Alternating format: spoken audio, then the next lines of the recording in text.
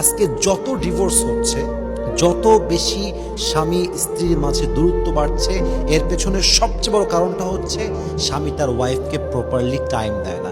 ব্যবসা নিয়ে ব্যস্ত, কাজ নিয়ে ব্যস্ত, সব কাজে ব্যস্ত, সব জায়গায় সময় আছে, বইয়ের জন্য সময় নাই।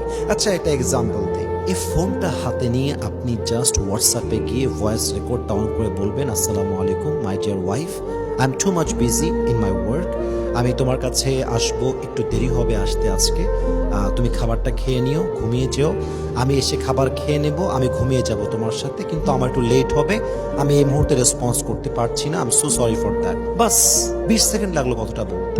এই কথা বলার টাইম নাই, সারাটা দিন চলে যায়, একটা রিপ্লাই করবে তো দূরে কথা, মেসেজটা সিনও করে না। কারণ কি? আপনার ভেতরে আপনার ওয়াইফের জন্য সেই মায়াটা নেই, সে ভালোবাসা নেই। That is the reality. এখন কেউ যদি বলে না আমি অনেক ব্যস্ত, আমার না এত কাজ, আমার না সময়ই নাই, এটা মিথ্যা কথা।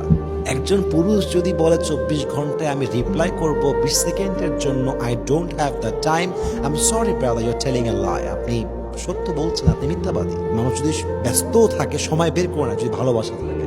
আর যদি ভালোবাসা না থাকে, হাজার সময় থাকলেও সময়টা আসলে বের হয় না। এই জন্য আপনি যদি চান আপনাদের সম্পর্ক সুন্দর হোক, আপনি যদি চান আপনার রিজিকে বরকত বাড়ুক, আপনি যদি চান আপনার হায়াতে বরকত বাড়ুক, আপনি যদি চান আপনার সন্তানটা নেককার দিনদার হোক, আপনি যদি চান আপনার সংসারটা জান্নাতের সংসার হোক, আপনি যদি চান আপনার রিজিকে বরকত বাড়ুক, আপনার ওয়াইফ আনুগত্যশীল হোক, তাহলে এই সব জিনিস চাওয়ার জন্য, পাওয়ার জন্য ওয়াইফকে প্রপারলি সময় দেওয়ার দরকারটা আছে না নাই?